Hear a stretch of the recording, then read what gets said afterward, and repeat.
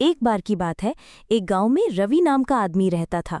रवि सब्जी लगाने का काम करता था, लेकिन बहुत मेहनत करने के बाद भी वो अच्छा नहीं कमा पाता था, जिसकी वजह से वो बहुत परेशान था। एक दिन रवि काम से लौटता है। घर पर उसकी पत्नी गंगू उसका इंतजार कर रही थी।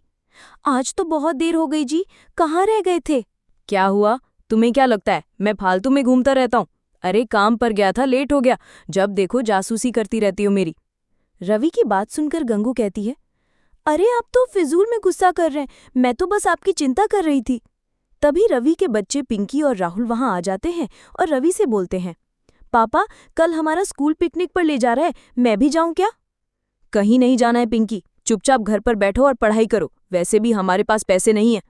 पापा आपके पास तो कभी पैसे नहीं रहते, एक छोटी सी फरमाइश की है हमने, आप वो भी पूरा नहीं कर सकते?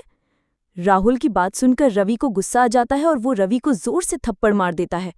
ये देख गंगू भी गुस्से में आ जाती है और रवि को धक्का देते हुए बोलती है, तुम्हें जरा सी भी अकल नहीं है क्या? अगर तुम अच्छा नहीं कमा पाते हो तो इसमें इन बच्चों की क्या गलती है? अगर दोबारा मेरे बच्चों पर हाथ उठाए ना तो मुझसे बुरा कोई नहीं होगा। गंगू की बात सुनते ही रवि आग बबूला हो जाता है, मुझसे जुबान लड़ाती है, अभी मजा चखाता हूं। लेकिन रवि गुस्से में गंगू को कुछ ज्यादा ही मार देता है, जिसकी वजह से गंगू बेहोश हो जाती है और मर जाती है। ये देख राहुल बोलता है, बस करे पापा, मम्मी बेहोश हो गई हैं, हम आगे से आपसे कुछ नहीं मांगेंगे, आप मम्मी को छोड़ दो। राहुल और पिंकी की बात सुनकर रवि रुक जाता है और नीचे गिरी गंगू के पास जाता है और उसे देखता है, लेकिन गंगू मर चुकी होती है।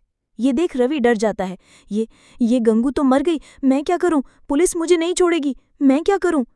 अपनी मरी हुई माँ को देखकर राहुल और पिंकी गुस्से में आ जाते हैं। पिताजी, आपने ये सही नहीं किया, आपने माँ की जान ले ली, हम अभी पुलिस को बुलाकर आपको पकड़वाते हैं। राहुल की बात सुनकर रवि और भी ज्यादा घबरा जाता है और वहां से भाग जाता है। राहुल और पिंकी अपनी माँ गंगू के पास खड़े रोते रहते हैं। गांव वालों को राहुल और पिंकी कुछ नहीं बताते और गांव वाले गंगू का अंतिम संस्कार कर देते हैं।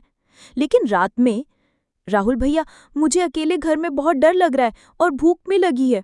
पिंकी की बात सुनकर राहुल बोलता है, पिंकी डरने की क्या बात है, मैं हूं ना, मेरे रहते तुम्हें चिंता करने की कोई जरूरत नहीं है, तुम रुको, मैं आता हूं। राहुल खाने की तलाश में घर से बाहर निकल जाता है, लेकिन उसे कुछ भी नहीं मिलता और वो खाली हाथ वापस आ जाता है। लगता है पिंकी, हमें आज खाली पेट ही सोना पड़ेगा, मुझे बाहर कुछ भी नहीं मिला और घर पर भी कुछ नहीं है। राहुल की बात सुनकर पिंकी बोलती है, तुम चिंता मत करो भैया, मुझे अब भूख नहीं लगी है। फिर राहुल और पिंकी सिर्फ पानी पीकर सो जाते हैं। रात में घर पर जोरों से दस्तक होती है। राहुल और पिंकी नींद से उठ जाते हैं। फिर राहुल जाकर दरवाज़ा खोलता है। दरवाजे पर गंगू की आत्मा खड़ी होती है। गंगू की आत्मा को देख राहुल खुश हो जाता है। गंगू की आत्मा घर के अंदर आ जाती है। पिंकी भी अपनी माँ की आत्मा को देखकर खुश हो जाती है और गंगू की आत्मा से लिपट जाती है। गंगू की आत्मा भी अपने बच्चों को देखकर रोने लगती है और बोलती है, सही कहा मेरे बच्चों, मैं तुम्हें छोड़कर कहीं नहीं जा पाई और देखो भगवान ने भी मुझे वापस भेज दिया है तुम्हारे पास। फिर गंगू अपने पास से राहुल और पिंकी को रोटी देती है। दोनों भर पेट खाते हैं और सो जाते हैं। अगली सुबह गंगू राहुल और पिंकी को लेकर दूसरे गांव में चली जाती है और रूप बदलकर अंडे की रेडी लगाने लगती है। मैं उस गांव से तो बाहर आ गई हूँ भगवान, ताकि मुझे कोई पहचान न सके। हे भगवान, मेरी मदद करना ताकि मैं अपने बच्चों को अच्छे से रख पाऊँ। फिर गंगू रोज अंडे की रेडी लगाती और अंडे और ऑमलेट बना बनाकर बेचती। उसके ऑमलेट और अंडे बहुत ही ज्यादा स्वादिष्ट होते, जिसकी वजह से दूर दूर से लोग उसके पास आने लगे। गंगू बहन, तुम जो ऑमलेट बनाती हो बहुत ही स्वादिष्ट होता है, मैंने उतना बढ़िया ऑमलेट कभी नहीं खाया। गांव वाले की बात सुनकर गंगू की आत्मा बोलती है, सही में भैया, लेकिन मेरे पति को तो मेरे हाथ का खाना पसंद नहीं है। अच्छा बहन, माफ करना, आपके पति को फिर कुछ नहीं आता जाता, उसे नहीं पता स्वाद का। जैसे जैसे समय बीतने लगा, गंगू की कमाई बढ़ने लगी और राहुल और पिंकी भी खूब खुश रहने लगे। लेकिन शायद उनकी किस्मत में ज्यादा दिन खुश होना नहीं लिखा था। गंगू से जलने वाले भी बहुत हो गए थे। एक दिन राणा नाम का दूसरा रेडी वाला अपने दोस्त काला से बोलता है, जब से ये गंगू यहाँ रेडी लगाने लगी है तब से हमारी बिक्री बंद हो गई है। पता नहीं मनहूस औरत लोगों पर क्या जादू करती है, मन तो करता है इसका गला दबा दूं। सही कह रहे हो भैया, चाहता तो मैं भी यही हूँ, जब से आई है हमारी तो कमाई ही बंद करवा दी। फिर काला और राणा गंगू को मारने का प्लान बनाते हैं और एक आदमी को गंगू को मारने के लिए बुलाते हैं। वो आदमी कोई और नहीं बल्कि रवि होता है, जो कि एक गुंडा बन चुका होता है। तुम दोनों चिंता मत करो, उस अंडे वाली की मैं भुर्जी बना दूंगा, भुर्जी। बस तुम दोनों बताओ कि वो कहाँ मिलेगी। फिर रवि काला और राणा की बताई जगह पर गंगू की रेड़ी के पास पहुंच जाता है और गंगू को पीछे खड़े होकर बोलता है, ए औरत, तूने मेरे दोस्तों का काम चौपट कर रखा है। आज तेरा आखिरी दिन है, आज के बाद तू कोई भी रेडी नहीं लगा पाएगी। रवि की बात सुनकर गंगू की आत्मा पलटती है। रवि गंगू को देखकर हैरान रह जाता है और डरते हुए बोलता है, गंगू, तू तू तू जिंदा कैसे हो गई? मैंने तो तुझे अपने हाथों से मारा था। रवि की बात सुनकर गंगू हंसने लगती है और बोलती है, तेरी मौत मेरे ही हाथों लिखी है, इसलिए शायद भगवान ने मुझे वापस भेजा है, और मैं गंगू नहीं, उसकी आत्मा हूँ, समझा? तभी गंगू अपने डरावने चुड़ैल के रूप में आ जाती है और रवि को गर्दन से पकड़कर उठा लेती है। रवि दर्द और दम घुटने की वजह से तड़पने लगता है। छोड़ दे मुझे गंगू, जाने दे, माफ कर दे, मैं कभी ऐसा नहीं करूंगा, माफ कर दे। तभी वहां पिंकी और राहुल भी आ जाते हैं। रवि की ऐसी हालत देखकर राहुल और पिंकी गंगू के पास जाते हैं और बोलते हैं, माँ, आप पिताजी को मत मारो, इनके खून से अपने हाथ मत रंगो, हम दोनों यही चाहते हैं। पिंकी और राहुल की बात सुनकर गंगू रवि को दूर फेंक देती है और बोलती है, देखा दुष्ट, तेरे इतना बुरा करने पर भी मेरे दोनों बच्चे तेरी जान बचाना चाहते हैं, जा यहाँ से, चला जा। लेकिन तभी वहां ताला और राणा आ जाते हैं और पिंकी और राहुल को पकड़ लेते हैं और बोलते हैं, बहुत हुआ तुम दोनों का मिलन। गंगू, तूने हमारे काम धंधे में बहुत नुकसान किया है, आज उसका बदला लेंगे हम दोनों। ऐसा कहकर राणा और काला अपने एक हाथ में चाकू निकाल लेते हैं और राहुल और पिंकी की गर्दन पर रख देते हैं। लेकिन तभी वहां खड़ा रवि उन दोनों को जोर से धक्का देता है। राणा और काला गिर जाते हैं, जिसकी वजह से राहुल और पिंकी आजाद हो जाते हैं। ये तूने क्या किया रवि? अब इनसे पहले तेरा नंबर आएगा। ऐसा कहकर राणा और काला रवि को चाकू मार देते हैं। रवि घायल होकर गिर जाता है। गंगू को बहुत गुस्सा आता है और वो उन दोनों को उठाकर दूर फेंक देती है, जिसकी वजह से काला और राणा दोनों मर जाते हैं। गंगू रवि के पास जाती है और बोलती है, आज तुमने मेरे दोनों बच्चों की जान बचाई है, इसकी वजह से मैं तुम्हारे सारे पुराने पाप माफ करती हूँ। गंगू की बात सुनकर रवि रोने लगता है और बोलता है, मुझे माफ कर दो गंगू, मैंने बहुत बड़ी गलती कर दी, मुझे माफ कर दो। रवि की बात सुनकर गंगू बोलती है, तुम्हें मैं माफी तभी दूंगी जब तुम अपने बच्चों को संभालोगे और उनका ख्याल रखोगे।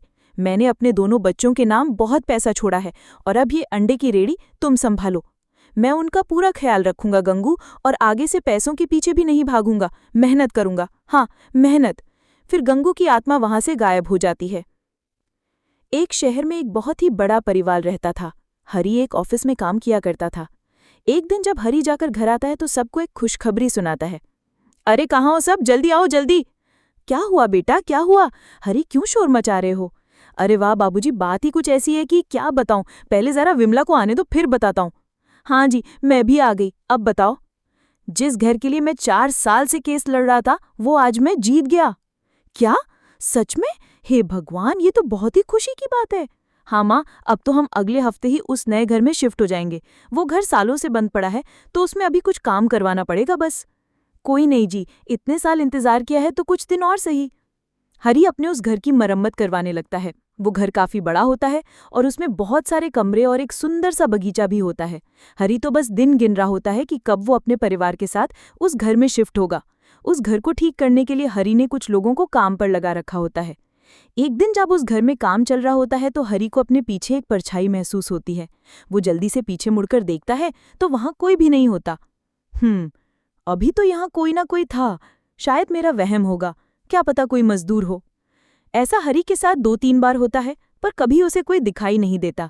घर की मरम्मत का काम भी खत्म हो जाता है और पूरा हफ्ता कैसे बीत जाता है पता भी नहीं लगता। हरी और उसका पूरा परिवार फिर उस नए घर में रहने के लिए आ जाते हैं। सब इतना बड़ा घर देखकर बड़े ही खुश होते हैं, क्योंकि बच्चों को सबसे ज्यादा खुश होते हैं, क्योंकि उन्हें खेलने के लिए काफी बड़ी छत और बगीचा जो मिल गया होता है। ये घर सच में बड़ा ही सुंदर है, पर इतने बड़े घर में मुझे एक कामवाली तो चाहिए ही होगी। हाँ, मैंने पहले ही एक कामवाली से बात कर ली है, वो शाम से काम पर आ जाएगी, तुम चिंता मत करो, हम ठीक है। शाम को शांति नाम की एक कामवाली आती है, जिसे बिमला काम पर रख लेती है। बिमला को शांति के आने से काफी आराम मिलता है। एक दिन जब बिमला बगीचे की साफ सफाई कर रही होती है, तभी वहां एक आदमी आता है। वो आदमी दिखने में कुछ अजीब ही होता है। आप कौन और क्या काम है जी? मैम साहब, मैं शांति का पति हूँ और शांति ने बताया था कि आपको एक धोबी की भी ज़रूरत है, तो इसीलिए मैं आ गया। हाँ, धोबी की तो बहुत ज़रूरत थी, काफ़ी कपड़े हो गए हैं, ऊपर से पर्दे, चादर और जाने क्या क्या। मेरे तो बिल्कुल बस का नहीं है जो मैं इतने कपड़े धो पाऊँ। आपको चिंता करने की ज़रूरत नहीं है, मैं सब कपड़ा फटाफट धो दूंगा, आप बस मुझे कपड़े लाकर दे दो। ठीक है, मैं अभी लेकर आई। बिमला अंदर से कपड़े लाती है और उन सब कपड़ों की एक गठरी बनाकर उस धोबी को देने लगती है। देखो, कपड़े बिल्कुल अच्छे से चमकने चाहिए, मेरे पति को गंदे कपड़े जरा भी पसंद नहीं है। अरे मैम साहब, आप परेशान ना हो, मैं बहुत अच्छे से कपड़े धोऊंगा। हाँ, बिमला अब जाकर चैन की सांस लेती है। उसे शांति और धोबी की वजह से बड़ा ही आराम मिलता है। शांति अपनी सफाई में लग जाती है और धोबी भी कपड़े लेकर वहां से चला जाता है। बिमला दोबारा उस धोबी को आते देख हैरान होती है। हे भगवान, ऐसा ना हो कि ये कपड़े धोने को मना कर दे। ये लीजिए मैम साहब, आपके कपड़े। अरे भैया, क्या बात हो गई? आपको पैसे कम लग रहे हैं तो मैं कुछ पैसे भी दे सकती हूँ, पर आप ऐसे कपड़े धोने से मना मत करना। आप ये कैसी बात कर रही हैं मैम साहब? मैं तो कपड़े धोकर ही लेकर आया हूँ। कपड़े धोकर भी ले आए? पर तुम अभी तो कपड़े लेकर गए थे, तो इतनी जल्दी कैसे कपड़े धुलकर सूख भी गए? अरे मैम साहब, मैं बहुत फटाफट काम करता हूँ, यही तो खूबी है मेरी। चलो अच्छी बात है, मैं तुम्हारा हिसाब महीने के आखिर में किया करूंगी, बाकी